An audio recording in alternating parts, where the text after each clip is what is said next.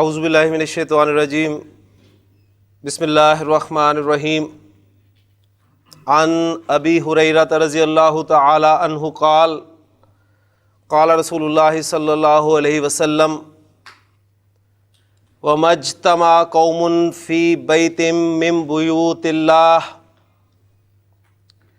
يَتْلُونَ كِتَابَ اللَّهِ وَيَتَدَارَسُونَهُ بَيْنَهُمْ إِلَّا نَزَلَتْهُمُ السَّكِينَةُ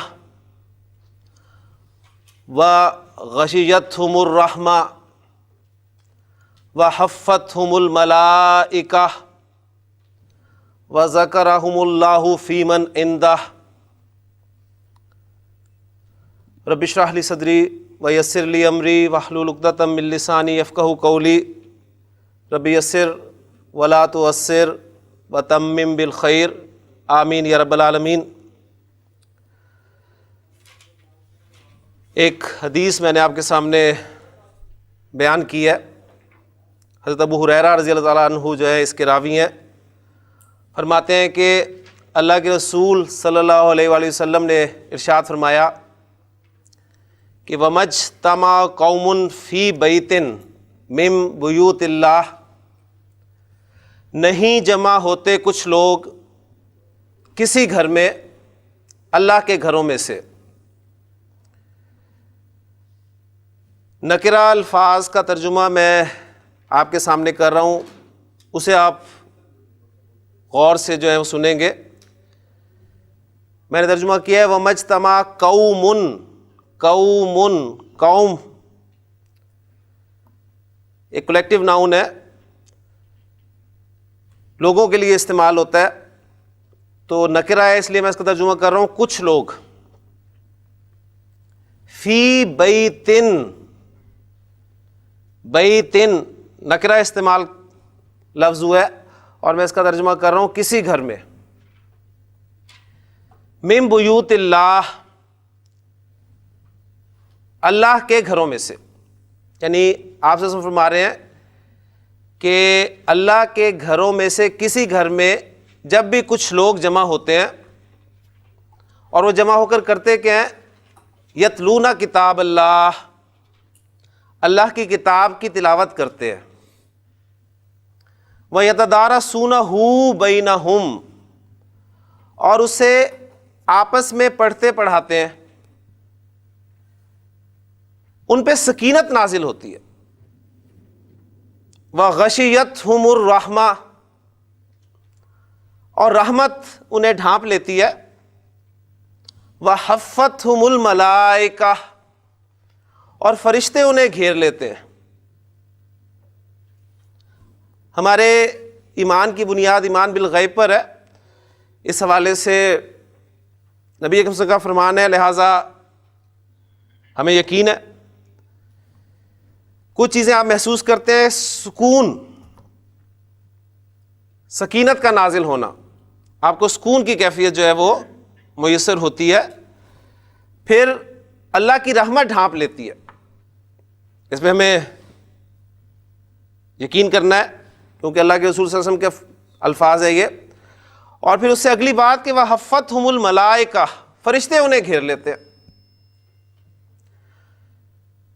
اور اس سے بڑا انعام دیکھیے گا وَذَكَرَهُمُ اللَّهُ فِي مَنْ عِنْدَهُ، اور اللہ ان کا ذکر کرتا ہے ان میں جو اس کے پاس ہے۔ اللہ کے پاس کون ہے؟ اس کے مقرب فرشتے ہیں، تو اللہ تعالیٰ ان میں ان لوگوں کا ذکر فرماتے ہیں کہ دیکھو میرے بندے جو ہیں وہ میرا کلام پڑھ رہے ہیں، اس کو آپس میں سیکھ رہے ہیں اور سکھا رہے ہیں۔ تو بہت بڑی یہ نعمت ہے، میں سمجھتا ہوں بہت بڑا انعام ہے ہمارے لیے۔ اور امام مسلم رحمہ اللہ نے اس حدیث کو جو ہے وہ اپنی کتاب میں بیان کیا۔ تو قرآن مجید کی برکتیں ہی برکتیں جن سے ہم فائدہ اٹھانے کے لیے یہاں پر جمع ہوتے ہیں، تو اللہ تعالیٰ سے دعا ہے کہ اللہ تعالیٰ ہمیں قرآن مجید کی جو برکات ہیں ان سے اور زیادہ فائدہ اٹھانے کی توفیق عطا فرمائے۔ یہ حدیث میں نے اس لیے بھی آپ کے سامنے بیان کیا ہے کہ اس میں جو نکرہ الفاظ استعمال ہوئے ہیں. سبق بھی ہمارا معرفہ اور نکرہ کا جو ہے وہ مکمل ہو گیا, لیکن چونکہ ابھی ہم نے تازہ اس کے بارے میں پڑھا ہے تو معرفہ کے تراجم میں نے آپ کے سامنے سبق میں بیان کر دیے تھے, تو آج نکرہ کے حوالے سے چند باتیں آپ کے ساتھ میں شیئر مزید کروں گا. تو نکرہ کا ترجمہ میں نے آپ کے سامنے کچھ کی صورت میں کیا ہے, کسی کی صورت میں کیا ہے. ٹھیک, عربی زبان میں نکرہ اس کے علاوہ اور معنی میں بھی استعمال ہوتا ہے. یہ انشاءاللہ تعالیٰ آپ جو آگے جائیں گے آپ کے علم میں اضافہ ہوگا. ایک دو ایگزامپلز آپ کے سامنے رکھتا ہوں. سورۃ العصر کی جو آیت ہے والعصر ان الانسان لفی خسر, تو خسر کا لفظ دیکھیں نکرہ استعمال ہوا ہے. تو اب وہاں پر آپ اس کا ترجمہ یہ نہیں کریں گے کہ بے شک تمام انسان کسی نقصان میں ہے, نہیں.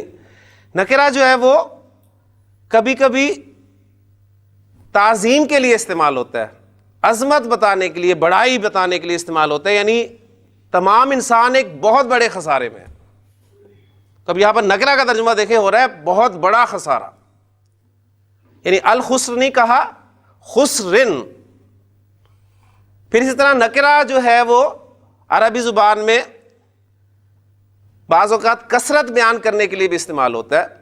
مثلا عربی زبان میں کہا جاتا ہے کہ لفلان مالن, مال کا لفظ نکرہ استعمال کیا گیا, اور اس سے مراد یہ لی جاتی ہے کہ فلاں کے پاس بہت زیادہ مال ہے. تو مالن کا لفظ یہ نہیں کہیں گے اب کچھ مال ہے, یعنی یہاں پر کثرت بتانے کے لیے استعمال ہو رہا ہے, بہت زیادہ مال ہے. ہاں کبھی یہ نکرہ جو ہے وہ میں نے کہا ہے کثرت بتانے کے لیے, تو کہیں پر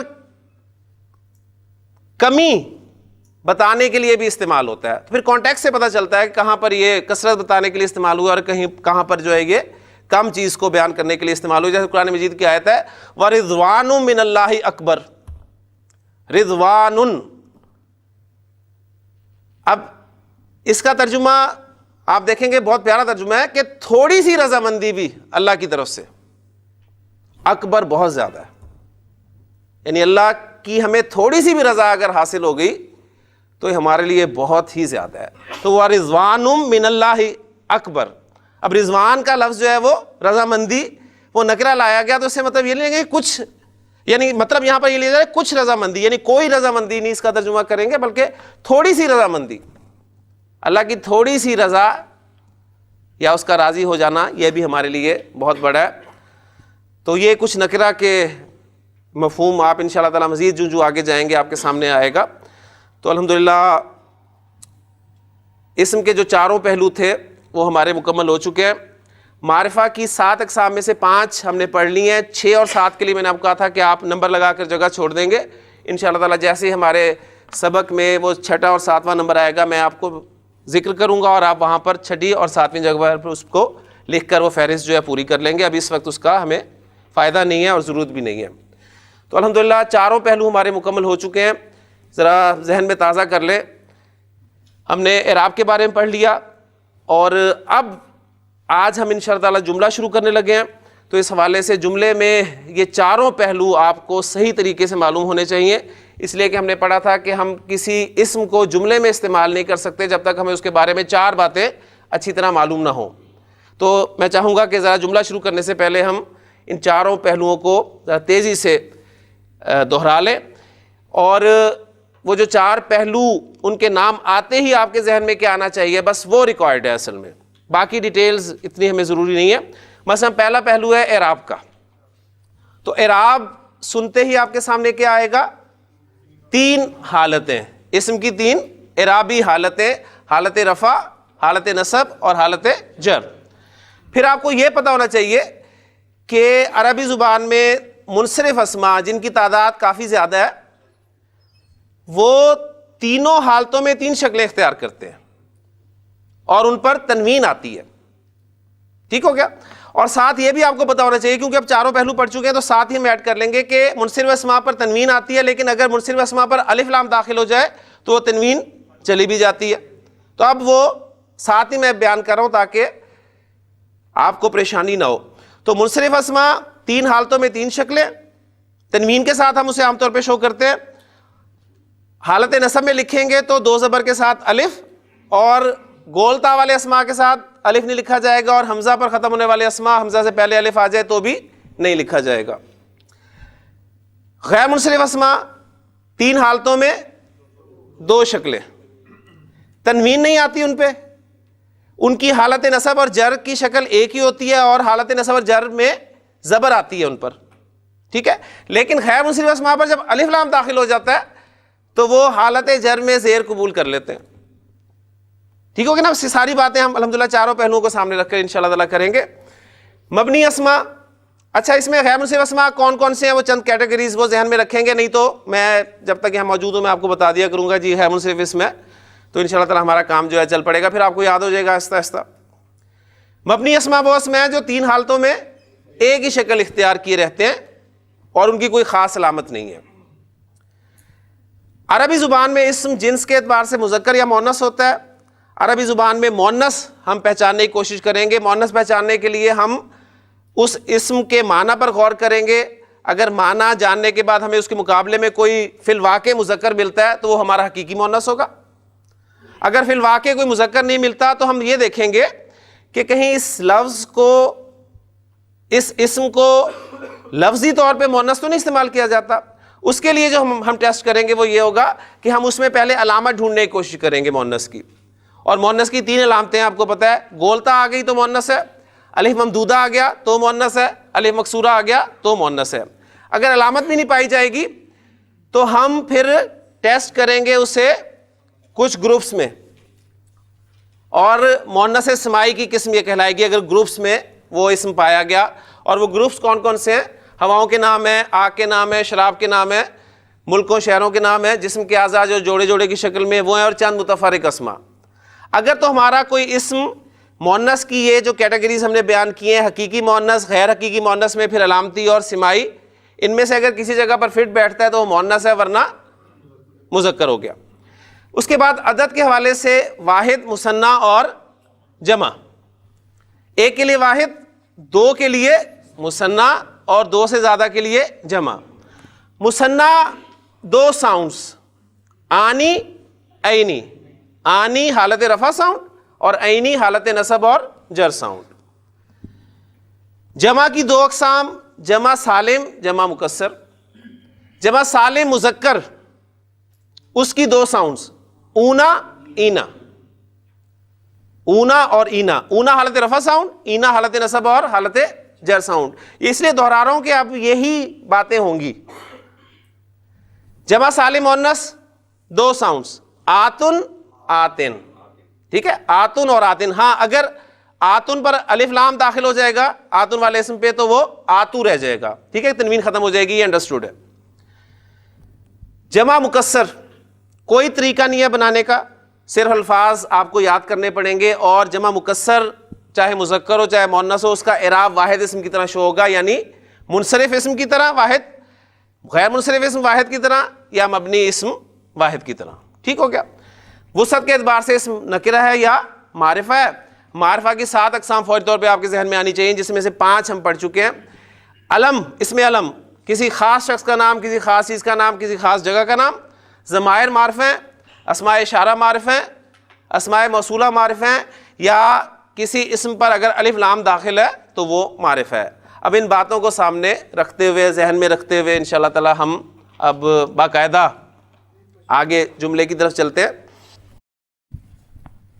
جملے کو شروع کرنے سے پہلے ایک دو باتیں اور آپ کے ساتھ میں شیئر کرنا چاہوں گا.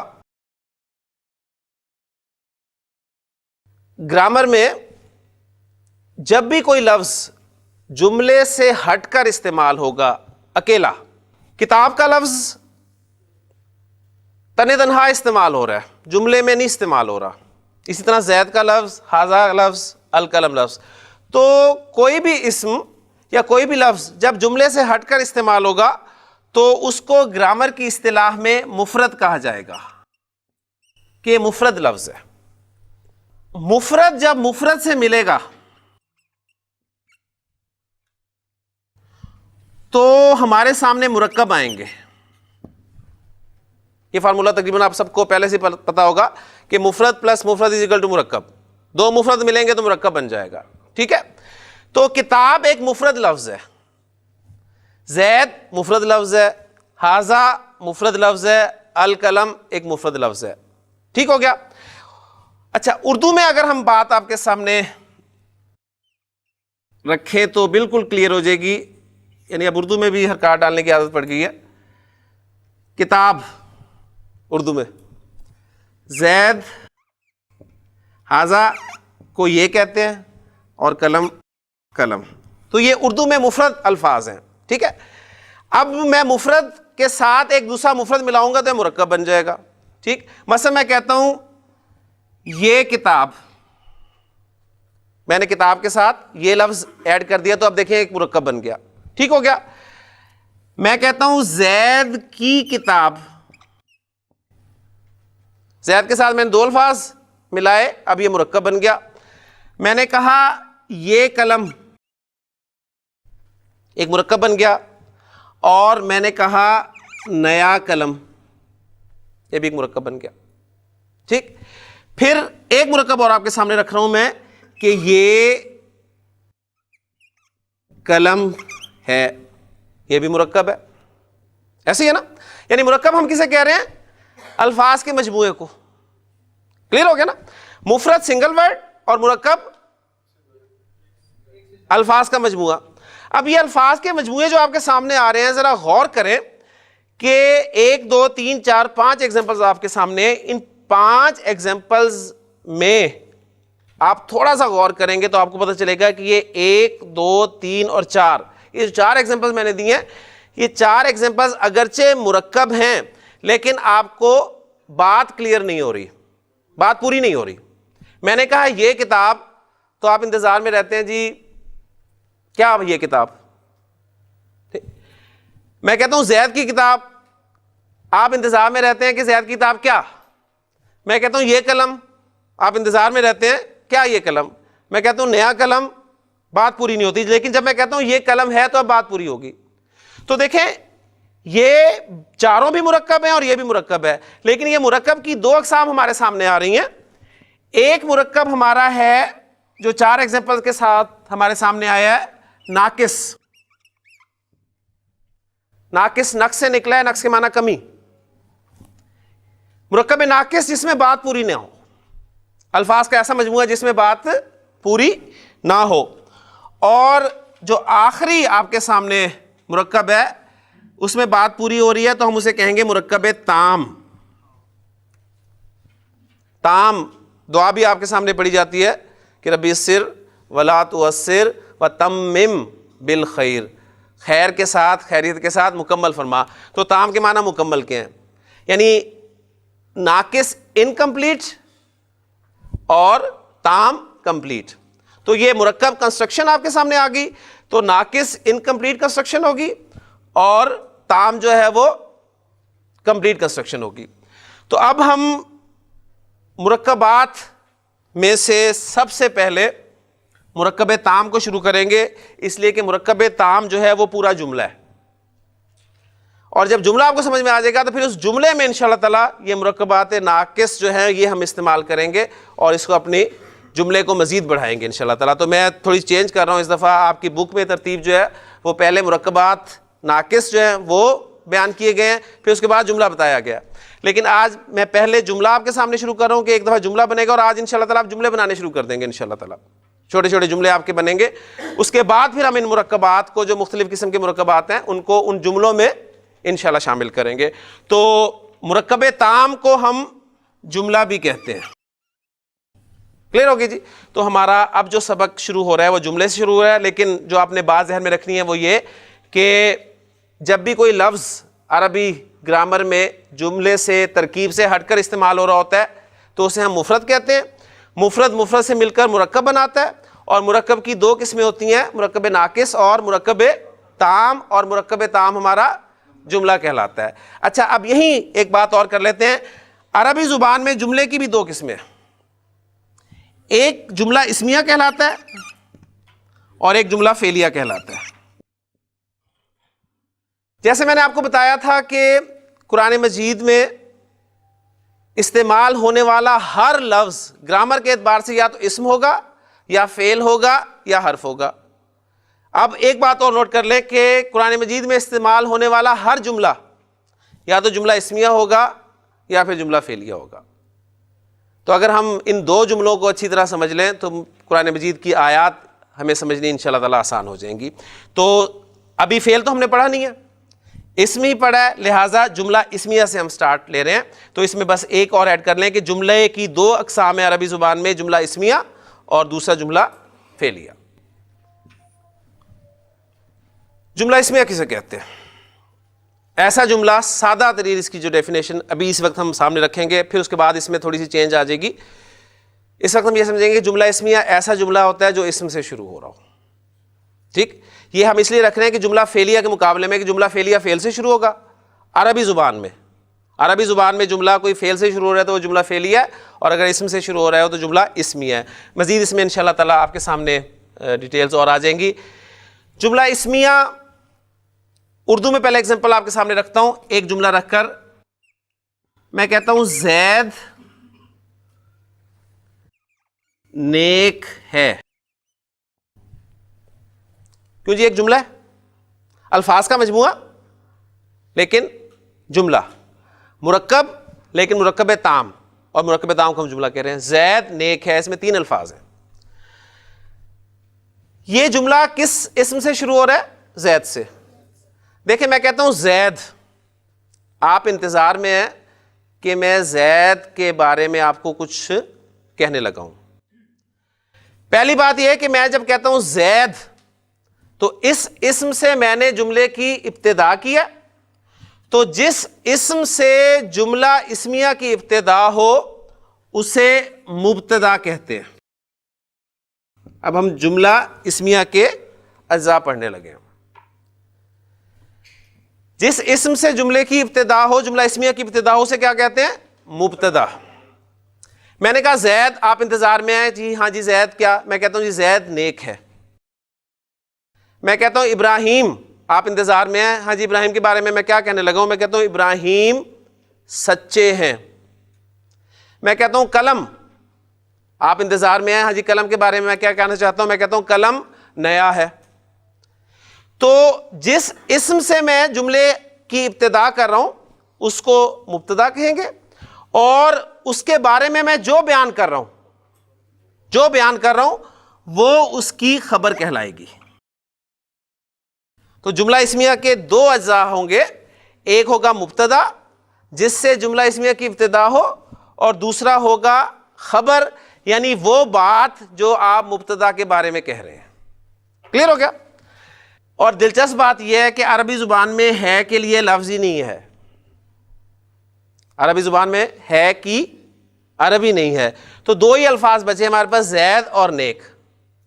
ٹھیک ہے, اور عربی میں اس ہے کا مفہوم کیسے ادا کریں گے؟ اب وہ دیکھتے ہیں ہم یہ ہے کا مفہوم کیسے ادا کریں گے.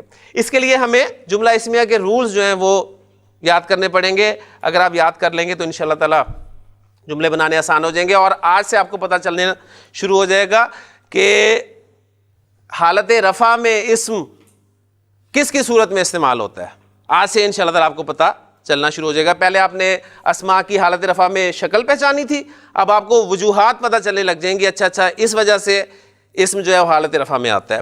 تو مبتدا اور خبر کے حوالے سے چند باتیں اگر ہم یاد رکھ لیں تو ہمارے لیے جملہ بنانا آسان ہو جائے گا. پہلی بات یہ کہ مبتدا اور خبر اعراب کے اعتبار سے, مبتدا اور خبر اعراب کے اعتبار سے دونوں حالت رفع میں ہوں گے. آپ جملہ اسمیہ بنانا چاہتے ہیں 2 اسماء سے, تو دونوں اسماء کو حالت رفع میں رکھ دیں. تو اسم کے حالت رفع میں ہونے کی پہلی وجہ آپ کے سامنے آ گئی کہ مبتدا آپ کا ہمیشہ حالت رفع میں ہوتا ہے اور خبر آپ کی ہمیشہ حالت رفع میں ہوتی ہے جملہ اسمیہ کی. کلیئر ہوگی؟ ایک پہلو کور ہو گیا جی. دوسرا پہلو, آپ کا مبتدا جو ہے وہ اکثر معرفہ ہوگا, اکثر, اور ہم جتنے جملے کریں گے اس میں یہ معرفہ ہی ہوگا. مبتدا آپ کا معرفہ ہوگا اور خبر وہ آپ نکرہ لائیں گے. مبتدا اکثر معرفہ ہوگا اور خبر اکثر نکرہ ہوگی. یہ اکثر کہہ کے میں اپنے لیے جو ہے وہ گراؤنڈ بنا رہا ہوں کہ ایکسیپشن کے لیے ہم نے ذہن میں کھڑکی ضرور کھلی رکھنی ہے. کتنے پہلو ہو گئے جی؟ 2. کتنے رہ گئے؟ 2 رہ گئے. جنس اور عدد. جنس اور عدد کے اعتبار سے چھوٹی سی بات ہے, جنس اور عدد کے اعتبار سے دونوں میں مطابقت ہوگی. دونوں میں مطابقت ہوگی. مطابقت کیا مطلب ہے؟ اگر آپ کا مبتدا مذکر ہے تو خبر بھی مذکر ہوگی, مبتدا مؤنث ہے تو خبر بھی مؤنث. جنس کے اعتبار سے مطابقت ہوگی. عدد کے اعتبار سے مطابقت کیا مطلب ہے؟ مبتدا واحد ہے تو خبر بھی واحد, مبتدا مثنی ہے خبر بھی مثنی, مبتدا جمع خبر بھی جمع. یہ 3 باتیں آپ یاد رکھ لیں گے, آپ جملہ اسمیہ آپ کو بنانا آ گیا. پہلی بات, جملہ اسمیہ کے کتنے اجزاء ہوتے ہیں جی؟ 2. کون کون سے؟ مبتدا اور خبر. مبتدا کسے کہتے ہیں؟ جس اسم سے جملہ اسمیہ کی ابتدا ہو رہی ہے. اور خبر کیا ہوتی ہے؟ مبتدا کے بارے میں جو کچھ کہا جائے وہ خبر ہوتی ہے. کلیئر ہو گیا؟ اچھا, مبتدا اور خبر اعراب کے اعتبار سے کس حالت میں ہوتے ہیں؟ حالت رفع میں ہوتے ہیں. مبتدا آپ معرفہ لائیں گے اور خبر آپ نکرہ لائیں گے, اور جنس اور عدد کے اعتبار سے دونوں میں مطابقت رکھیں گے. لیں جی, اب یہ جو جملہ ہے ہمارے پاس زید نیک ہے, اس کو ہم عربی میں ٹرانسلیٹ کرتے ہیں. ہمارے پاس زید کی عربی بھی ہے اور نیک کی عربی بھی ہے ہمارے پاس. زید, اس کو ہم نے حالت رفع میں رکھنا ہے. زید کی حالت رفع کیا ہے جی؟ زیدن. اچھا, اب دیکھیں دوسری صورت ساتھ دیکھ لیں کہ ہم نے جو کہا ہے مبتدا معرفہ ہوتا ہے, تو کیا زید معرفہ ہے؟ معرفہ ہے, اس لیے کوئی ٹینشن ہی نہیں ہمیں. کلیئر ہوگی نا؟ کیونکہ معرفہ کی اقسام میں سے ہے. معرفہ کا کہاں سے پتہ چلے گا؟ معرفہ کی اقسام میں سے گزار لیجئے گا. اب نیک کے لیے لفظ ہمارے پاس ہے صالح. صالح صفت ہے, اور ہم نے پڑھا تھا صفات جو ہیں وہ نکرہ ہوتی ہیں. اب صالح کی حالت رفع کیا ہوگی؟ صالحن. لیں جی, زیدن صالحن, آپ کا جملہ اس میں مکمل ہو گیا. اب مجھے بتائیں, ہے کے لیے کوئی لفظ ہے؟ اب عرب نے کیا کیا, 2 اسماء کو اس کمبینیشن میں لے کے آیا کہ ایک کو اس نے معرفہ رکھا, ایک کو نکرہ رکھا, تو دونوں کو حالت رفع میں رکھا, وہ ہے کا مفہوم خود بخود پیدا ہو گیا. زیدن صالحن. الحمدللہ, مبارک ہو آپ کو, پہلا جملہ آپ نے بنا لیا عربی میں. ٹھیک ہے, اب دیکھیں, اب میں یہاں سے شروع کرتا ہوں, آپ بے شمار جملے بنائیں گے. جی حافظ صاحب, پہلا جملہ ہم نے کہا زید نیک ہے تو زیدن صالحن. اگلا جملہ آپ بنائیں گے زید سچا ہے, زیدن صادقن. اب زید کے بارے میں آپ نے دوسری خبر دے دی, ماشاءاللہ جی. جی بلال, اگلا جملہ ہے زید استاد ہے, زیدن استاذن یا زیدن معلمن. ابھی ذرا دیکھیں, ایسے موقع میں عام طور پہ ایک بات ضرور سنایا کرتا ہوں. میں آپ کو کوشش کر رہا ہوں ایک ایک سٹیپ لے کے جانے کی اوپر کوشش کر رہا ہوں. ایک مرتبہ کسی شخص کی جو ہے وہ ٹانگ ٹوٹ گئی. اس کا دوست اس کی عیادت کے لیے گیا. اس نے پوچھا اس سے, یار ٹانگ کیسے ٹوٹی؟ کہنے لگا کہ یار یہ تمہیں سامنے سیڑھیاں نظر آ رہی ہیں؟ اس نے کہا. کہنے لگا مجھے نظر نہیں آئی تھی. تو یہ سیڑھیاں کس لیے ہوتی ہیں؟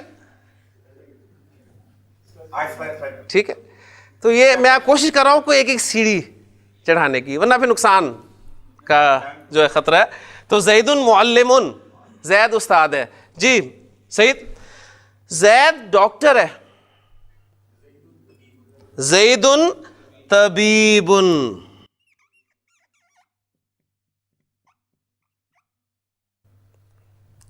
جی ڈاکٹر صاحب, زید عالم ہے,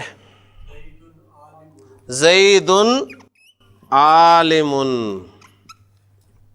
زید عالم ہے. کلیئر ہو گیا جی؟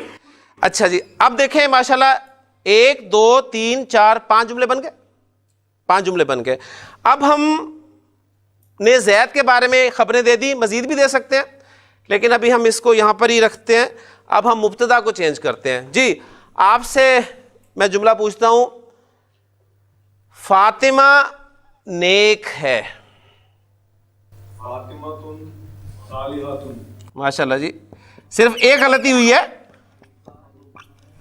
فاطمہ تن انہوں نے کہا, وہ منصرف انہوں نے اس اسم کو بنا دیا, حالانکہ یہ فاطمہ جو ہے وہ غیر منصرف اسم ہے. ٹھیک ہے, اور کیوں غیر منصرف اسم ہے؟ عرب مؤنث نام غیر منصرف ہوتے ہیں. تو آپ کیا کہیں گے؟ فاطمہ تو صالحۃ.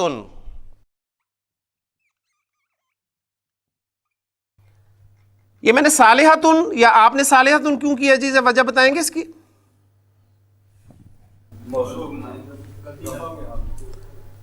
جی رفع تو صالحۃ ہے نا, لیکن آپ نے صالح کیوں نہیں رکھا فاطمہ کے ساتھ؟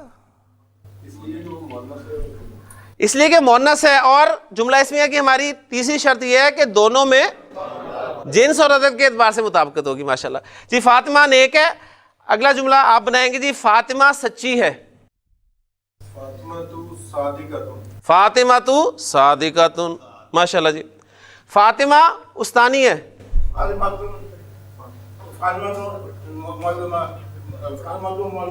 فاطمہ تو معلمۃ. ماشاءاللہ جی. فاطمہ ڈاکٹر ہے. فاطمہ تو طبیبۃ. ماشاءاللہ. فاطمہ عالمہ ہے. فاطمہ تو عالمۃ. ماشاءاللہ جی. 10 جملے بن گئے. کتنا آسان ہے جملہ, جملہ اسمیہ عربی زبان میں. اب ہم مزید چلتے ہیں آگے. جی جملہ ہے میرے پاس, زید اور حامد نیک ہیں. زید اور حامد نیک ہیں. اب میرا مبتدا کیا ہے؟ زید اور حامد, 2 ہو گئے, مثنیٰ آ گیا. لہٰذا اب جو خبر میں لاؤں گا وہ کیا لاؤں گا؟ وہ بھی مثنیٰ لاؤں گا. زید و حامد صالحانی. زید و حامد صالحانی. مبتدا حالت رفع میں ہونا چاہیے, رفع میں ہے نا. زید حامد رفع میں, صالحانی رفع میں ہے. کیوں جی؟ صالحانی رفع میں ہے. کیسے پتا چلا آپ کو؟ آپ کو پتا چلا مثنیٰ میں جب بھی آپ نے اعراب دیکھنا ہے ساؤنڈ سے دیکھنا ہے, حرکت سے نہیں دیکھنا. اگر آپ حرکت پہ جائیں گے تو آپ صالحانی کو کبھی نہیں مانیں گے کہ یہ رفع ہے. آپ کہیں گے جی اس میں زیر آ گئی تو یہ تو جر ہے. تو ہر اسم کی اپنی ایک اعرابی حالت ہے. صالحانی مثنیٰ میں آنی ساؤنڈ جو ہے وہ رفع کو شو کرے گی. تو زید و حامد صالحانی. جی زید اور حامد سچے ہیں. صادقانی. ماشاء ٹھیک ہے, صادقانی. ٹھیک ہے, صادقانی. دیکھیں جی بس آنی ٹھیک ہو گیا, باقی ویکیبلری ہے خیر ہے. جی زید اور حامد ڈاکٹر ہیں. طبیبانی. ماشاء زید و حامد طبیبانی. زید اور حامد استاد ہیں. زید و حامد معلمانی. اب دیکھیں میں اگر یہ حرکات نہ بھی ڈالوں نا تو آپ اسے معلمانی پڑھیں گے جملے میں, ٹھیک, لیکن ابھی میں ڈالوں گا تاکہ آپ کوئی غلطی نہ پڑ رہے. اچھا جی, اب فاطمہ کے ساتھ ہم مریم کو ملاتے ہیں. جی فاطمہ اور مریم نیک ہیں. جی جی فاطمہ تو ماشاءاللہ جی, و مریم صالحتانی. صالحتانی.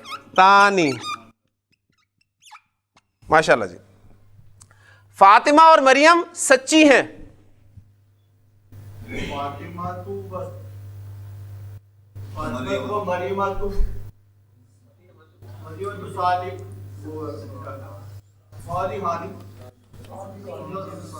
صادقانی فاطمہ تو و مریم تو صادقانی ہاں فاطمہ تو و مریم صادقتانی. جی فاطمہ اور مریم لیڈی ڈاکٹرز ہیں. فاطمہ تو دوسری کون سی تھی؟ مریم طبیبتانی. فاطمہ اور مریم استانی ہیں. جی گلزار صاحب. فاطمہ اور مریم فاطمہ تو و مریم معلمہ تانی. ماشاء اللہ. جی آپ سے جملہ ابراہیم اور اسماعیل علیہ السلام رسول ہیں. جی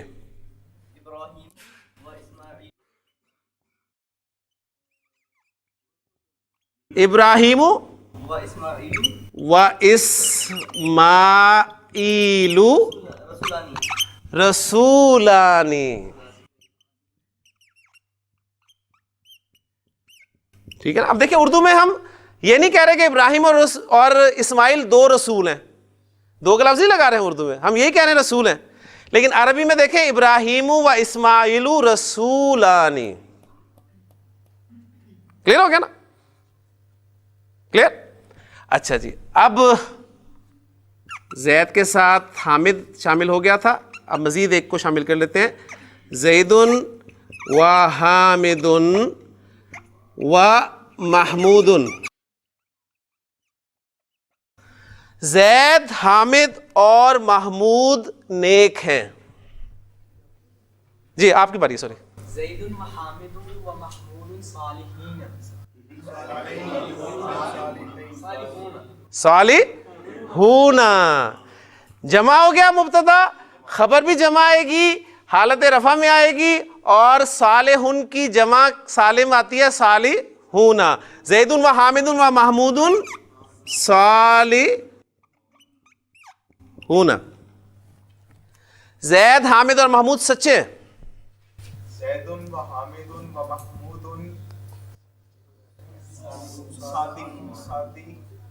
صادقون. صادقون. جی زید, حامد اور محمود استاد ہیں. زید و حامد و محمود معلمون. معلمون. ماشاءاللہ. دیکھیں آپ جملے بنا رہے ہیں. جی آپ کی طرف آتے ہیں. ہم نے کیا فاطمہ و مریم, میں اعراب جان کے مس کر رہا ہوں, و زینب. اب آپ کو پتہ ہے میں جملہ اس میں بول رہا ہوں تو اسے میں حالت رفع میں بولوں گا. فاطمہ تو و مریم و زینب, یعنی فاطمہ, مریم اور زینب نیک ہیں. جی شاباش. پورا جملہ بولیں, پورا جملہ. فاطمہ تو و مریم و زینب صالحتان صالحات. کوئی جی جی. فاطمہ, مریم اور زینب نیک ہیں. جی فاطمہ تو و مریم و زینب صالحات. صالحات.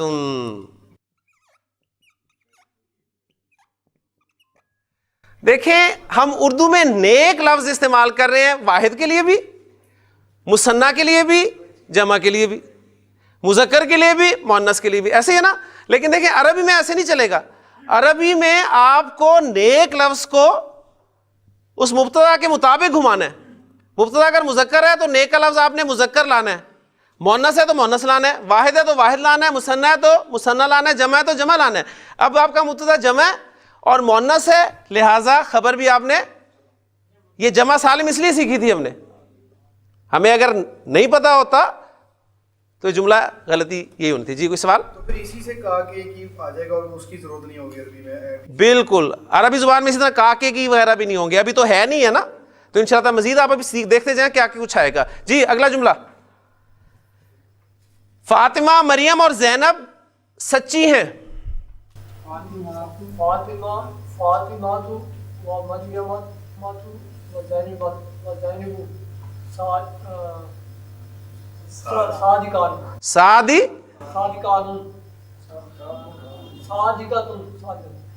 صادقات. صادقات. فاطمہ و مریم و زینب صادقات. جناب فاطمہ، مریم اور زینب استانی ہیں. پورا جملہ.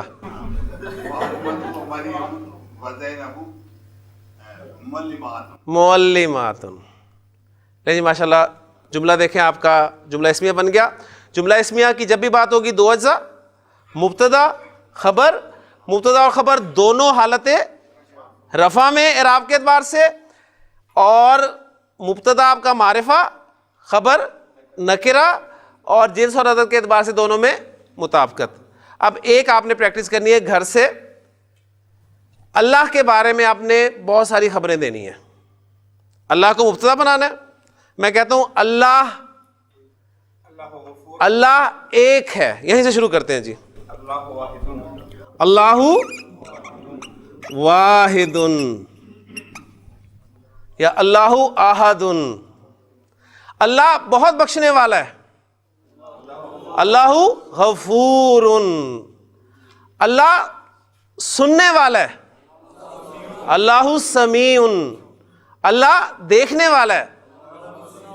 اللہ بصیر. اب دیکھیں اردو میں ہم ان کا ترجمہ نا وہ رہا ہے کے ساتھ بھی کریں گے. اللہ سن رہا ہے. اللہ سمیع یعنی وہ سننے والا یا سن رہا، یہ دونوں کے لیے عربی زبان میں یہ جملہ اسمی ہمارا کام دے گا. اللہ دیکھ رہا ہے. اللہ بصیر. محمد صلی اللہ علیہ وسلم رسول ہیں. محمد رسول. محمد صلی اللہ علیہ وسلم سچے ہیں. محمد صادق. محمد صلی اللہ علیہ وسلم امین ہیں. محمد امین. تو ماشاءاللہ ہم نے آج معرفہ کی پہلی قسم جو تھی علم، اس کو مبتدا کی جگہ پہ رکھا ہے. انشاءاللہ تعالیٰ اس طرح ہم جو باقی قسمیں ہیں ان کو ایک ایک کر کے، یعنی ضمائر کو، معرف باللام کو اور اسماء اشارہ کو مبتدا کی جگہ پہ رکھیں گے، اور پھر اسی طرح انشاءاللہ تعالیٰ جملے بنائیں گے. ہاں جی کوئی سوال اگر آپ کے ذہن میں ہے تو جی. طارق صاحب جملہ بنائیں. طارق بیٹھا ہے. بیٹھنے کے لیے لفظ میں بتاتا ہوں. بیٹھنے کے لیے عربی میں لفظ استعمال ہوتا ہے جالس. جالس.